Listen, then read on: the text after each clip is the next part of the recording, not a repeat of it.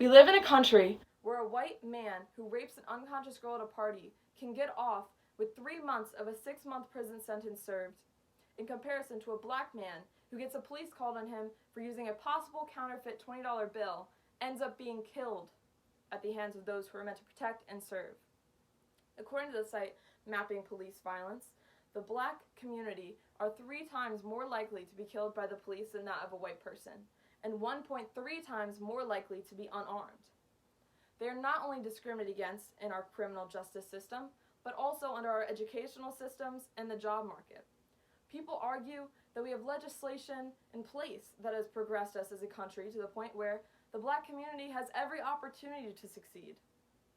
The black experience is not one I will ever understand, but I will listen to black voices and I will hear their cries for help.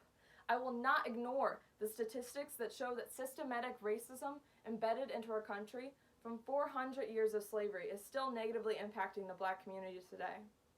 I have been on the front lines of the Black Lives Matter protests. I have heard the stories of racial injustice. These experiences are heart-wrenching, they are real, and they are happening, while people just sit back and enjoy the privilege of not having to worry about it.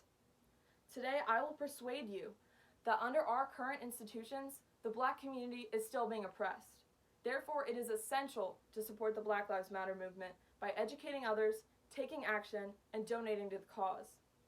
I think that we can all agree that a quality education is a crucial factor in the long-term success of any hardworking individual. We all have the right to a public education from grade 1 through 12, so there should be no injustices within our educational systems, right? Unfortunately, this is wrong.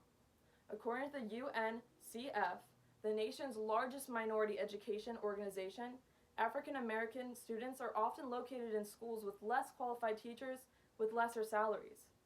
This is areas of lower income that are most likely to have schools with less access to quality tutors, less extracurricular activities, and more overfilled classrooms. These lower income areas are normally filled with marginalized groups, specifically those in the black community. Therefore, they are not receiving the same quality of education, which will negatively impact them when applying to colleges.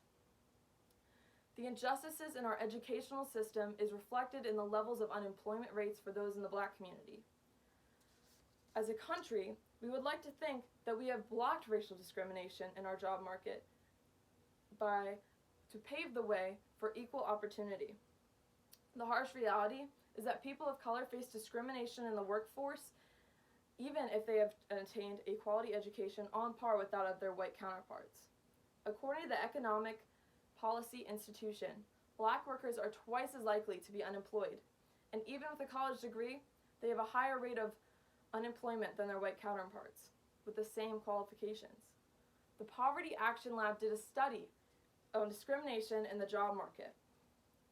They randomly assigned identical resumes with black-sounding versus white-sounding names and observed the impact on requests for interviews.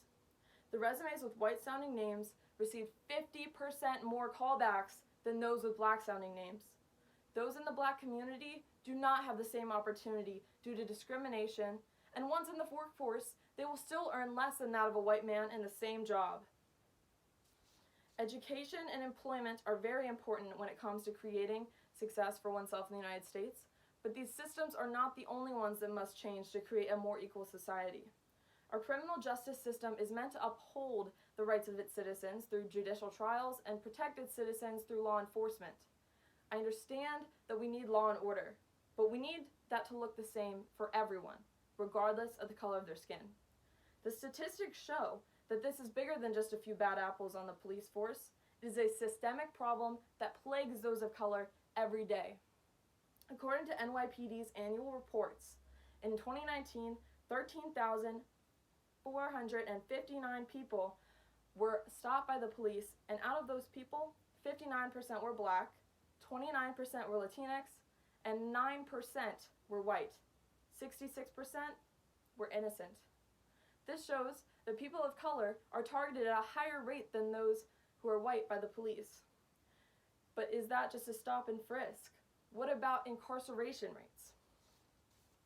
The NAACP states that African Americans are incarcerated at a more than 5 times the rate of whites.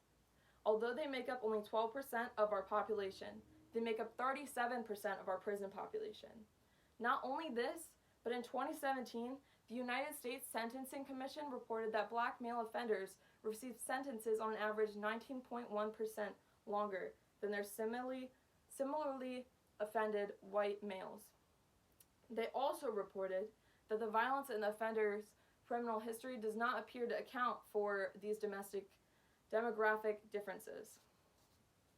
Worst of all, as I mentioned earlier, black people are 3 times more likely to be killed by the police than that of a white person. And in the United States, over 1,000 people will die at the hands of the police a year.